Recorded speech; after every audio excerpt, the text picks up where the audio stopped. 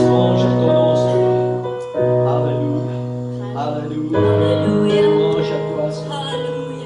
Louange à ton nom, Seigneur Jésus.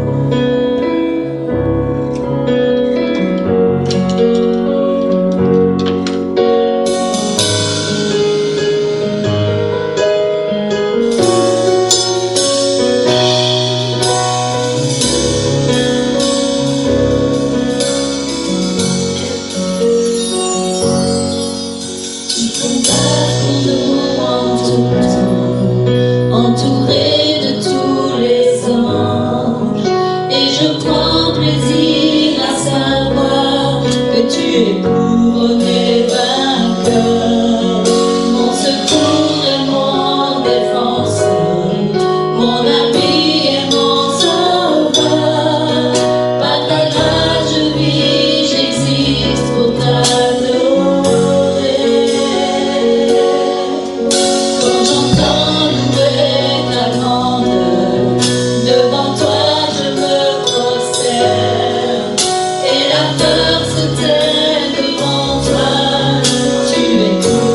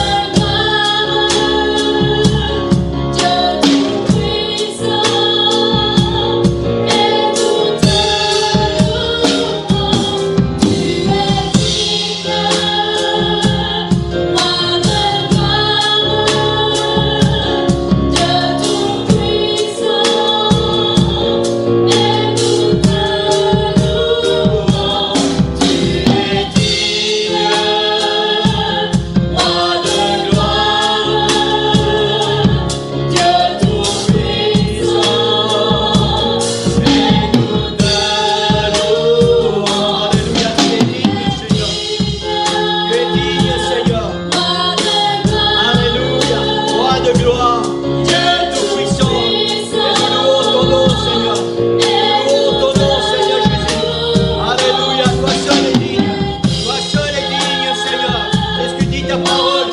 Toi seul a été trouvé digne. Alléluia. Alléluia. Béni sois-tu, Sauveur. Louange à toi, Seigneur. Tu es digne.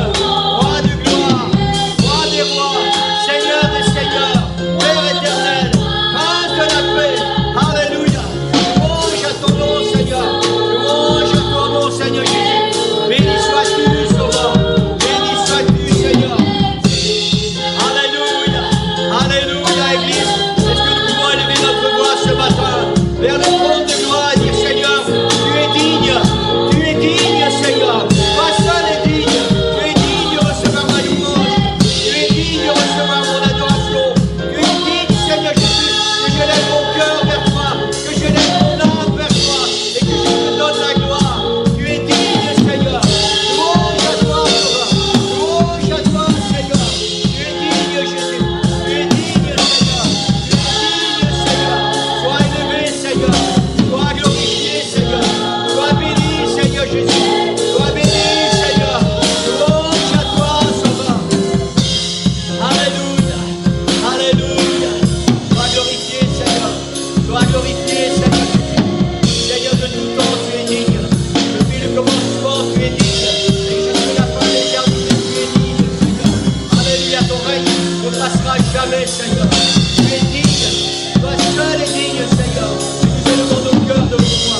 Nous élevons nos âmes ce matin. Nous élevons nos voix, Seigneur Jésus. Vers ton trône de grâce. Vers ton trône de grâce. Alléluia.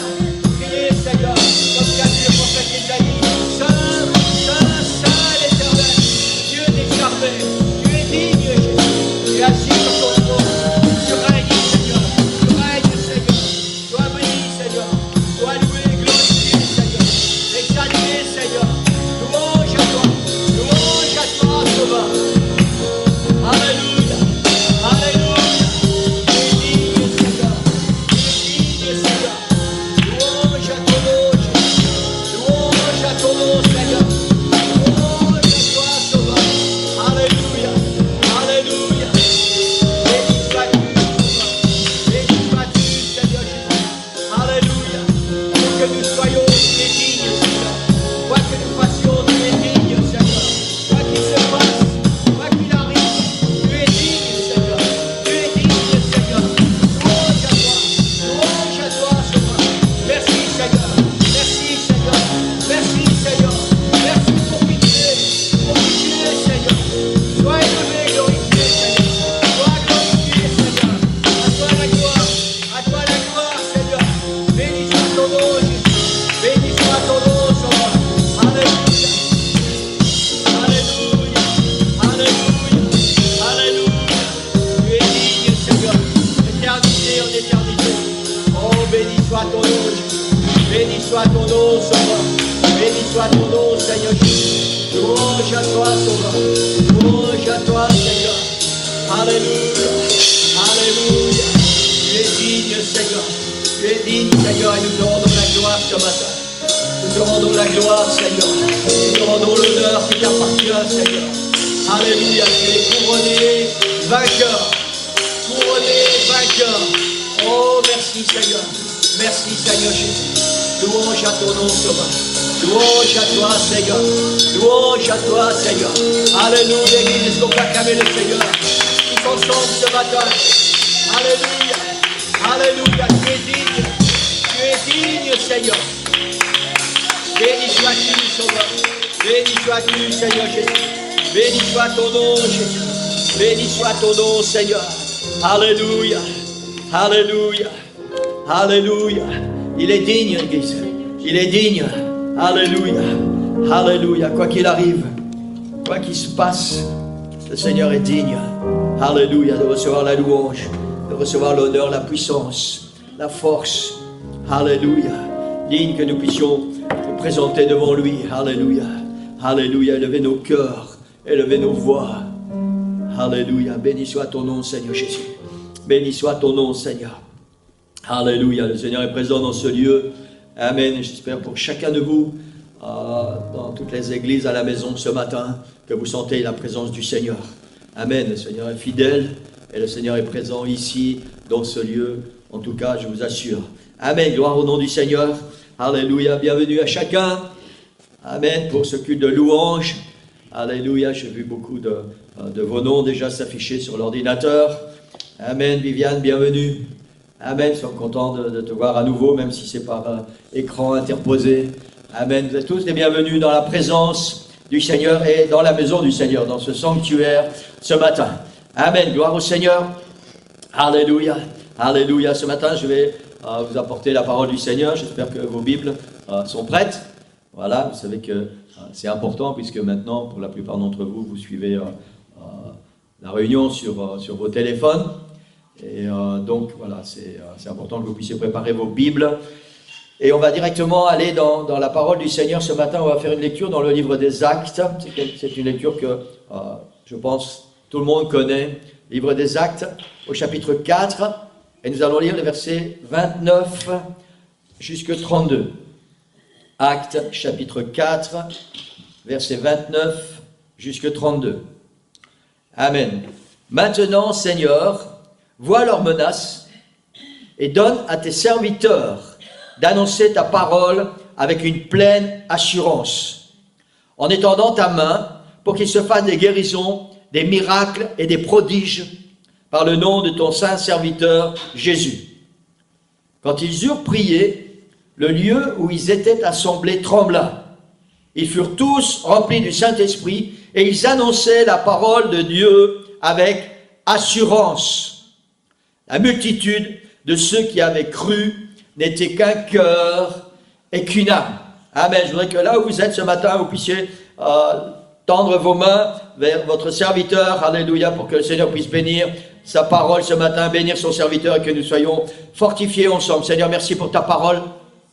Seigneur, et encore une fois ce matin, Seigneur, je veux être simplement l'instrument que tu vas utiliser, Seigneur. Je vais être ton corps, je vais être ta voix, Seigneur, je vais être tes mains. Et je veux, Seigneur, que ta parole soit proclamée ce matin, qu'elle puisse avoir dans chacun de nos cœurs l'impact qu'elle a eu dans mon cœur, Seigneur. Qu'elle puisse changer nos vies, transformer nos vies, nous aider à comprendre, Seigneur, à discerner quels sont tes plans et ce que tu attends de nous dans cette situation particulière. Que ta parole ne retourne pas à toi, Seigneur, ce matin encore, sans avoir accompli son effet. Bénis chacun de nous, Seigneur, bénis tous tes enfants, bénis tous ceux qui sont connectés ce matin. Seigneur, ouvre nos cœurs, ouvre notre esprit, ouvre notre intelligence et aide-nous à comprendre, Seigneur, comprendre ta parole. Et après, Seigneur, donne-nous la force par ton esprit, cet esprit de puissance, donne-nous la force de mettre ta parole en pratique dans nos vies. Dans le nom de Jésus, nous prions. Amen. Alléluia. Nous connaissons, je pense, pour la plupart d'entre nous, sinon pour tous, le contexte du récit que nous venons de lire. Pierre et Jean arrivent au temple un jour vers 15 heures, la Bible nous dit vers la 9e heure. C'est l'heure de la prière. Et quand ils arrivent à la porte du temple, ils voient cet homme qui est boiteux des 2 jambes. La Bible dit qu'il ne pouvait pas marcher et qui est assis à la porte du temple et qui mendie. Et la suite de l'histoire, pour faire court, est que Pierre et Jean, au nom du Seigneur Jésus-Christ, guérissent cet homme. Ensuite, ils entrent dans le temple et ils enseignent le peuple au sujet de Jésus par rapport aux questions qu'on leur pose à la guérison qui vient d'avoir lieu. Ensuite, ils sont arrêtés par les chefs religieux. Ils sont arrêtés, jetés en prison à cause du nom de Jésus. Et le lendemain, ils sont libérés, mais avec l'interdiction formelle de parler de Jésus et au nom de Jésus.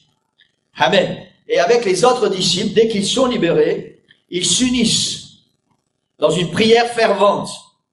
Et leur parole est celle-ci: maintenant, Seigneur, vois leurs menaces. Ils savent qu'à partir de maintenant, les choses vont être différentes à cause des menaces qu'ils ont reçues. Et ils disent ça au Seigneur. Seigneur, vois leurs menaces. Et notez bien, c'est important, le comportement des disciples. Ils auraient pu avoir peur, ils auraient pu aller en prière et commencer à se plaindre, à gémir, à se lamenter à cause de ce qui vient de se passer. Parce que, Seigneur, après tout, qu'est-ce qu'on a fait? On a fait un miracle en ton nom, on a juste accompli ta parole. Et puis on s'est retrouvé en prison. Mais c'est pas du tout le comportement des disciples. Ils se sont mis en prière après avoir été libérés de prison. Ils ont rejoint les autres disciples. Ils se sont mis tous ensemble en prière et ils ont dit, Seigneur, maintenant, vois leurs menaces. Nous savons qu'à partir de maintenant, les choses vont être différentes. Leur premier réflexe est la prière et la foi. Seigneur, tu vois cette situation et nous savons, c'est l'esprit et c'est ce qu'il y avait dans leur cœur au vu de ce que la Bible nous dit. Nous savons que tu contrôles cette situation. Et ensuite, directement, toujours dans cette prière, ils enchaînent sur le seul but et le seul objectif de leur vie de disciples de Jésus-Christ. Et je vais répéter ça parce que c'est très important. Directement, après avoir dit, Seigneur, tu as vu leurs menaces, ils enchaînent sur le seul but et le seul objectif de leur vie de disciples de Jésus-Christ. Et ils disent, au verset suivant, au verset 29 et 30, « Donne à tes serviteurs d'annoncer ta parole avec une pleine assurance, en étendant ta main pour qu'il se fasse des guérisons, des miracles et des prodiges par le nom de ton saint serviteur Jésus. » Ils sortent de prison, on leur a interdit de parler de Jésus, de parler au nom de Jésus et de faire quoi que ce soit au nom de Jésus. Et leur seule prière, Seigneur, donne-nous l'assurance, donne-nous la force, étends ta main pour qu'il se fasse des prodiges, des guérisons et des miracles en ton nom, dans le nom de Jésus. Waouh. Amen, amen, amen. Il y avait quelque chose dans leur cœur qui était extraordinaire. Et la situation ne change rien à leur destinée, à leur vie de disciples. Ils doivent continuer de prêcher l'évangile et de vivre une vie de disciples. Amen. Alléluia. Toute la Bible nous donne de très nombreux exemples d'hommes et de femmes qui ont continué de faire la volonté de Dieu, peu importe les circonstances ou les situations. Nous devons être conscients que pour chaque individu cité dans la Bible, que ce soit dans l'Ancien Testament ou dans le Nouveau Testament, chacune de leurs situations particulières a impacté leur vie profondément sans les détourner de leur objectif. Et nous devons toujours nous souvenir de cela. Toutes ces personnes, tous ces hommes et ces femmes de Dieu qui ont vécu des situations particulières ont été impactés par cette situation, mais ça n'a jamais changé leur objectif spirituel. Ça n'a jamais changé ni impacté leur marche avec Dieu. Amen. Nous pourrions penser que la situation mondiale actuelle n'est comparable à aucune autre situation. Et quelque part, cela est vrai.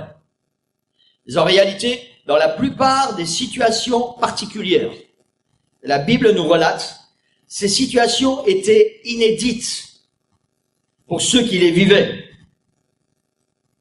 Quand Dieu parle à Moïse au travers d'un buisson en feu qui ne se consume pas, c'est une situation inédite.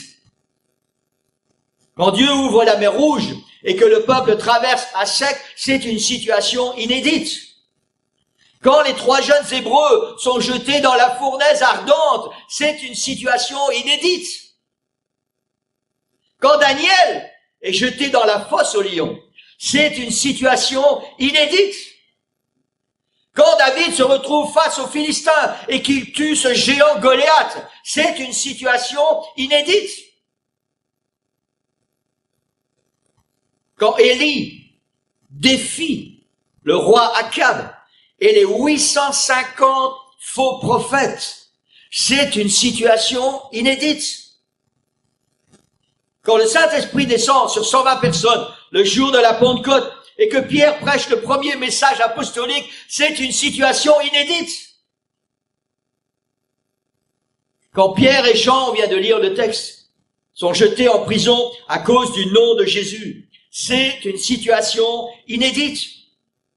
Quand les disciples sont arrêtés, battus et emprisonnés à cause de leur foi, c'est une situation inédite. Quand l'apôtre Jean est arrêté et emmené en exil sur l'île de Patmos, C'est une situation inédite. Si vous connaissez votre Bible, vous savez que dans chacune de ces situations, ceux qui les ont vécues ont tenu ferme et en sont sortis fortifiés, encouragés, plus forts que jamais et vainqueurs. Amen. Ils ont reçu des visions, des révélations et sont restés fidèles jusqu'à la fin. Dans chacune de leurs situations inédites, ils n'ont pas dévié de leur vision et de leur objectif. Amen. Alléluia.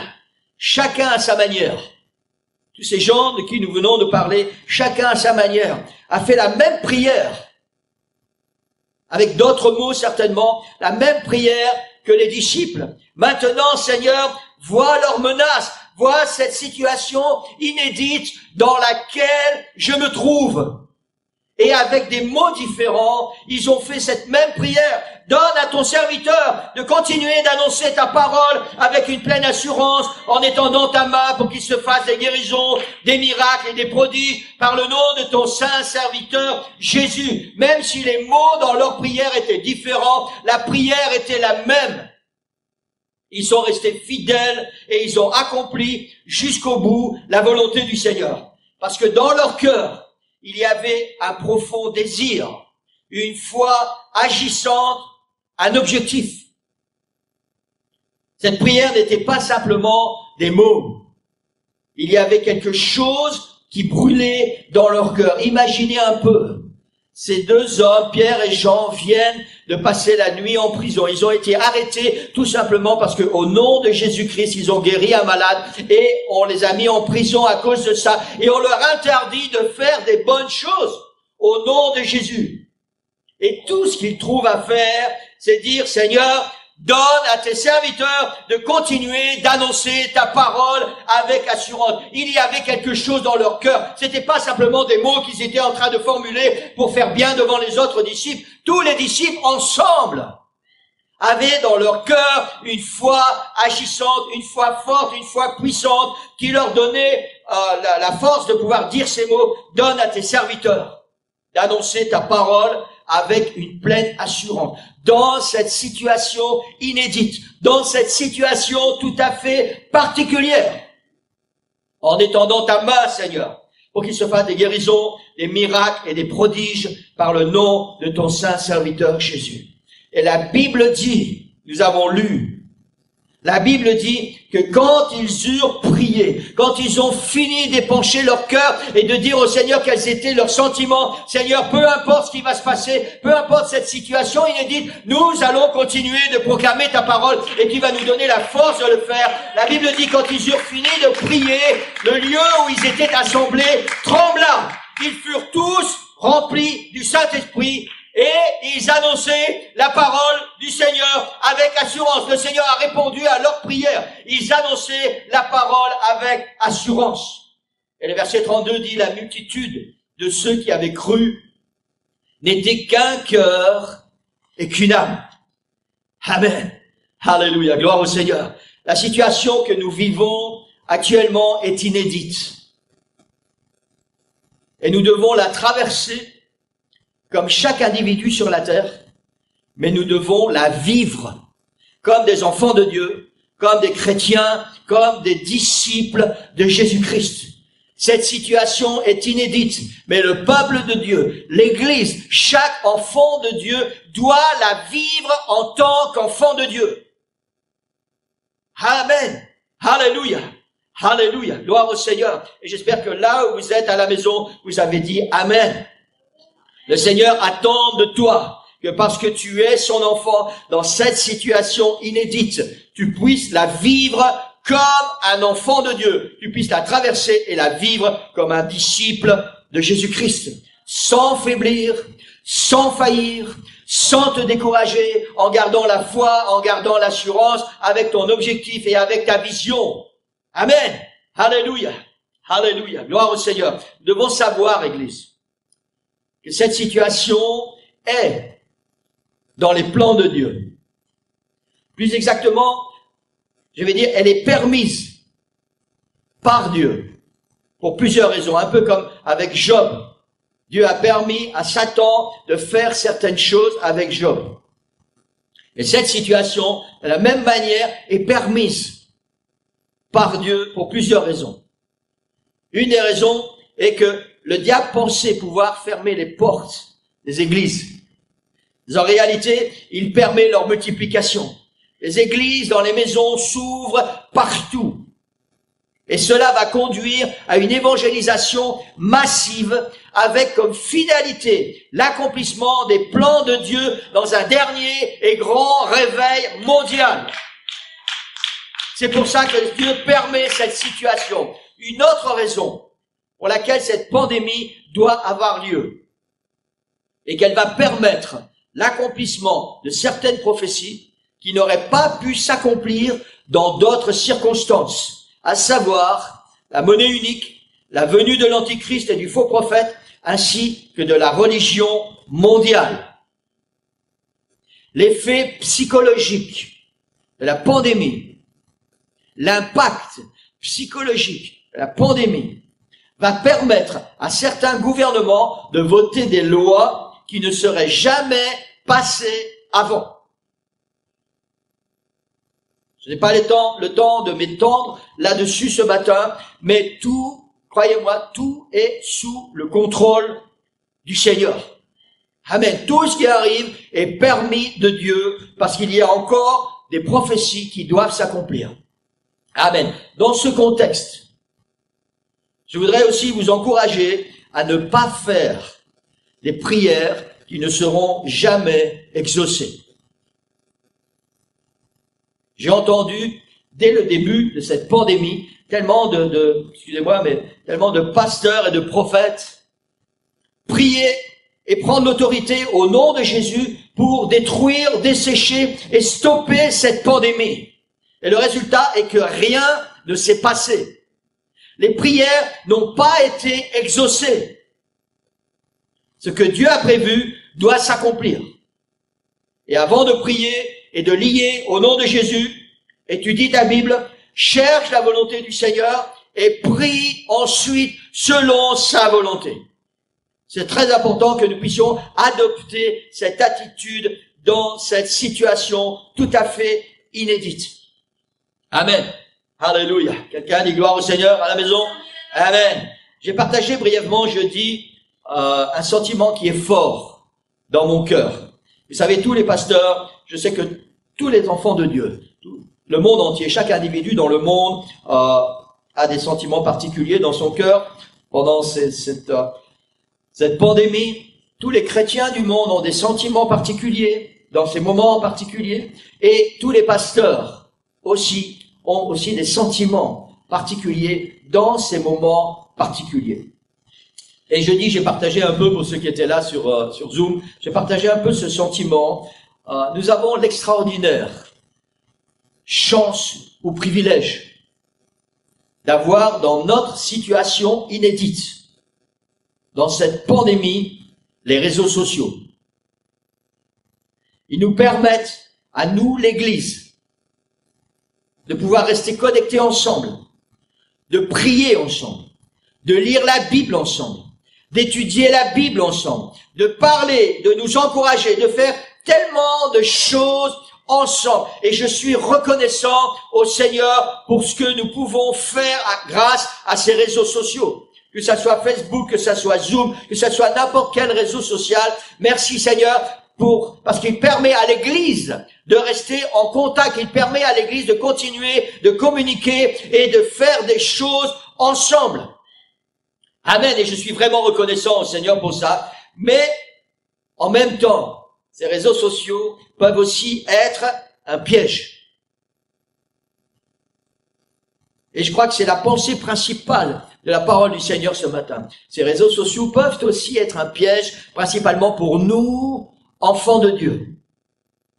Je vais partager avec vous certaines informations qui sont vraies et qui, je l'espère, vont nous amener, chacun de nous, à réfléchir. Le christianisme est la religion la plus persécutée dans le monde, selon une étude européenne. En 2016, 90 000 chrétiens ont été tués à cause de leur foi, soit un chrétien toutes les 6 minutes. Et ce nombre continue d'augmenter. Les chrétiens sont aujourd'hui l'un des groupes les plus persécutés au monde. Environ 215 millions de chrétiens subissent une persécution élevée, très élevée ou extrême dans les 50 pays où il est le plus difficile d'être chrétien. En Inde, certains croyants ont ouvertement défié les autorités et contesté les amendes qui leur ont été infligées, une amende équivalent à 4 ou 5 mois de salaire. Les chrétiens. Quel crime ai-je commis pour qu'on me demande de payer une amende? Je n'ai rien volé, je n'ai souillé aucune femme, je n'ai pas provoqué de querelle et encore moins tué quelqu'un, a déclaré un homme de 55 ans aux anciens du village. Et il a ajouté, si vous pensez qu'aller à l'église et adorer Jésus est un crime, alors je vais continuer de commettre ce crime tous les jours. Toujours en Inde, un chrétien a déclaré, ils peuvent m'empêcher d'aller à l'église, mais ils ne peuvent pas enlever Jésus dans mon cœur. Je trouverai un moyen secret de venir à l'église. Au Vietnam, 2 villageois ont été expulsés de leur village après avoir témoigné de leur foi à leurs proches et à leurs voisins. Depuis près d'1 an, on va l'appeler Jiang, c'est pas son nom, on va l'appeler Jiang, et sa femme sont devenus chrétiens. Alors que le Vietnam était en quarantaine ces derniers mois à cause de la pandémie du Covid-19, le couple a saisi l'occasion pour parler de l'évangile avec les parents de Jiang, leurs proches et certains villageois, mais ils ont rencontré une résistance.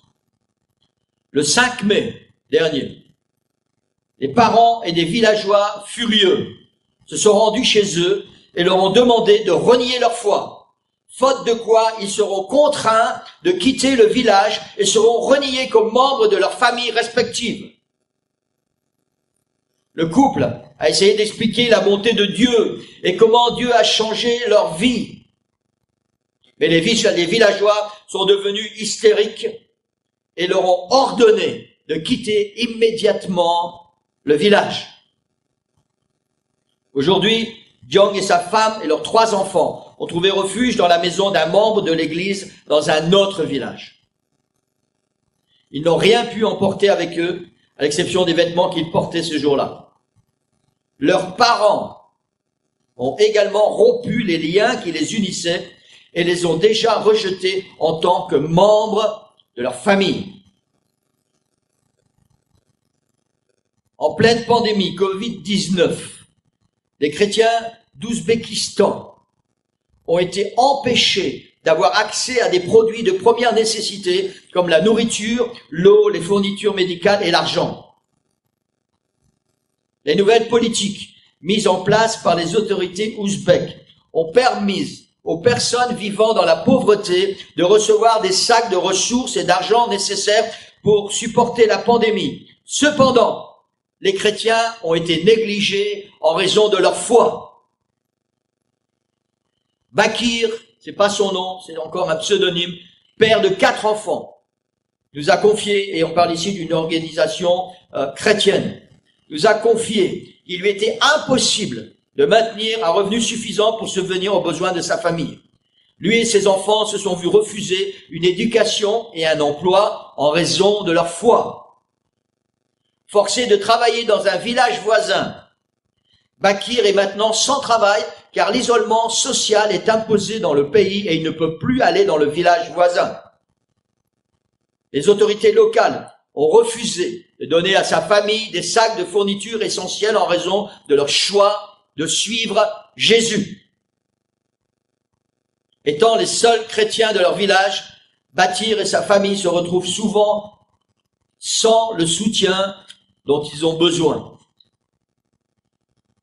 Il ne s'agit pas d'histoires isolées. Dans tout l'Ouzbékistan et dans d'autres pays, des chrétiens se voient refuser un soutien vital alors qu'ils s'occupent de leur famille et de leur communauté dans le cadre de la pandémie du Covid-19, juste parce qu'ils sont chrétiens.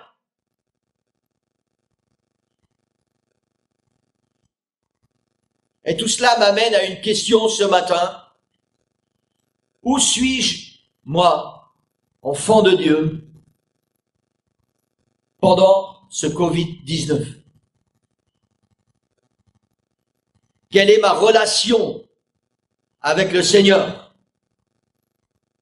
Quelle est ma relation avec mon Église? Quelle est ma relation avec mon appel, avec mon ministère? Quelle est l'intensité de ma foi? Quelle est ma relation avec les autres? Et tellement d'autres questions. Je pense, nous devrions nous poser, à nous, chrétiens, qui vivons cette situation particulière, inédite en Belgique et dans d'autres pays où nous avons toute la liberté de pouvoir pratiquer, où le Seigneur nous bénit avec les réseaux sociaux pour pouvoir être ensemble et continuer d'être bénis ensemble, de prier ensemble, de recevoir la parole de Dieu ensemble, de faire des choses merveilleuses ensemble. Où en sommes-nous, nous chrétiens, pendant cette période du Covid-19, en comparaison de tous ces gens qui n'ont même plus droit à la nourriture à cause de leur foi pendant cette pandémie?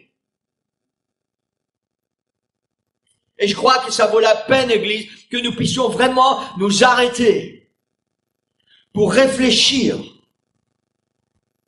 Où en sommes-nous vraiment? Est-ce que nous sommes dans un rituel, dans des habitudes spirituelles?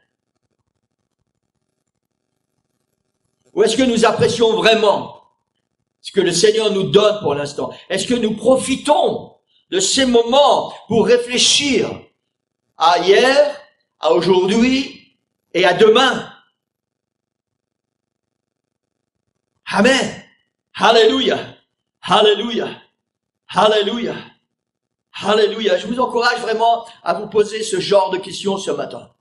Et d'autres questions que je ne vous ai pas posées, mais certainement qui vont venir dans votre esprit. Où suis-je spirituellement et dans les autres domaines pendant cette pandémie, pendant ce Covid-19? Je voudrais être un peu audacieux ce matin. Et j'espère que vous allez me le permettre. De toute façon, je vais le faire quand même. Amen. Alléluia. Internet, les rendez-vous Facebook, Skype et Book de mon église ne sont pas là, excusez-moi pour ce que je vais dire, mais ne sont pas là pour les chrétiens paresseux. C'est une bénédiction du Seigneur. Et ils sont là pour nous bénir, pas pour nous attirer à, je vais dire, une nonchalance. Pas pour nous attirer dans des nouvelles mauvaises habitudes.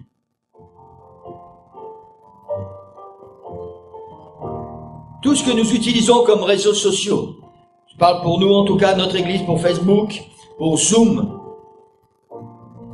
ne sont pas là pour que nous puissions profiter, par exemple, de nos soirées du samedi soir pour faire Dieu sait quoi, jusqu'à des heures impossibles, et le dimanche matin, on dort parce qu'on ira voir plus tard la réunion. C'est la même chose pour le jeudi soir, quand nous sommes en prière, ensemble, sur Zoom. On a tellement d'autres choses à faire, tellement plus importantes, que d'être connectés avec nos frères et sœurs en prière, ensemble, pour prendre des forces nouvelles et pour lutter, pour combattre. On ira demain sur la page Facebook de l'église. On ira voir plus tard. Les habitudes. Église, je sais que le Seigneur parle à quelqu'un ce matin. Alléluia, je sais que le Seigneur parle à quelqu'un. Et vous devez savoir que le Seigneur m'a déjà parlé à moi avant que je vous apporte cette parole. Les habitudes que nous allons développer ou que nous avons déjà commencé à développer pendant cette pandémie vont nous suivre après. Si je ne sais pas être présent avec mon église sur Internet, alors que je suis à la maison, que tout ce que j'ai à faire, c'est de mettre en route mon smartphone ou mon ordinateur pour être là avec mes frères et sœurs, si je ne sais pas le faire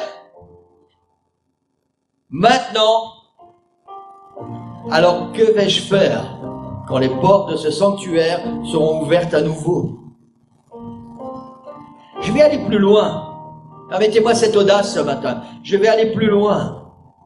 Si je ne sais pas, pour ceux qui participent sur Internet, si je ne sais pas maintenant, étant à la maison, être à l'heure avec ce rendez-vous Facebook ou avec ce rendez-vous Zoom, que vais-je faire après?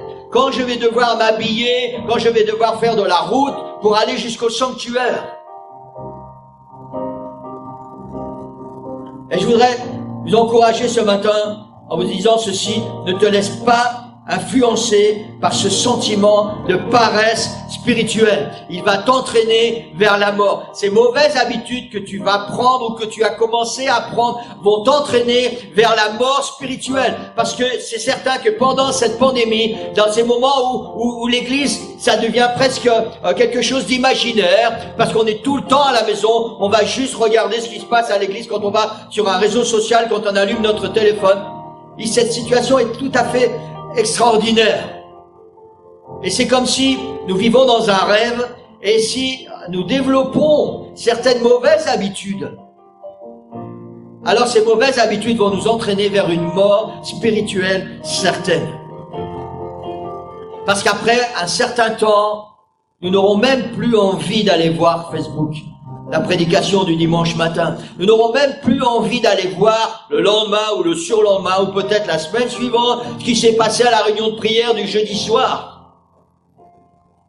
Et un peu à la fois, cette paresse spirituelle va nous entraîner à la mort spirituelle. Alléluia. Laissez-moi vous dire ceci, Église. Ton Dieu a besoin de toi en ce moment particulier. Ton Église a besoin de toi en ce moment particulier. Je ne parle pas de ce sanctuaire, je parle de l'Église, le corps de Christ. Nos frères et nos sœurs ont besoin de nous en ce moment particulier. C'est le temps pour écouter attentivement la voix du Seigneur, cette voix que l'on n'a pas le temps ou qu'on ne prend pas le temps d'écouter normalement.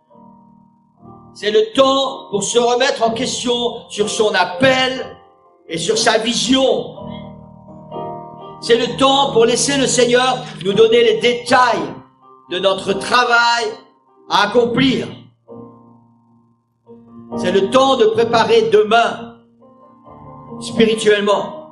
C'est le temps de nous préparer pour ce grand réveil mondial qui arrive et d'être prêt, d'être disponible pour toutes ces âmes que le Seigneur va envoyer. C'est le temps d'être prêt afin que ces âmes puissent trouver des hommes et des femmes dans l'Église qui vont pouvoir prendre soin d'eux et les aider à grandir avec le Seigneur.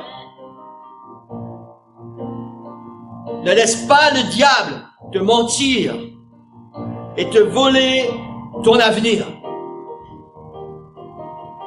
C'est le temps pour chacun de nous, ce matin, de faire cette même prière que les disciples ont fait après avoir été libérés de la prison. C'est le temps pour chacun de nous de faire cette même prière. Seigneur, tu vois la situation.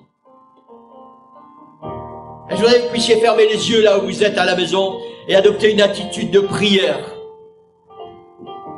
Une attitude d'humilité. Et parler avec le Seigneur. Et faire cette prière. Seigneur, tu vois cette situation. Tu vois cette pandémie. Et tu connais toutes choses. Et ma prière ce matin est celle-ci. Donne à ton serviteur, à ta servante, de continuer d'annoncer ta parole avec une pleine assurance. En étendant ta main pour qu'il se fasse des guérisons, des miracles et des prodiges dans le nom de Jésus. Donne à ton serviteur, donne à ta servante, Seigneur, l'audace spirituelle pour continuer de marcher avec toi, pour continuer d'être fidèle, pour continuer d'étudier ta parole et de vivre en conformité ma vie spirituelle. Donne-moi cette audace, Seigneur. Donne-moi cette audace, que ça puisse être vraiment notre prière ce matin.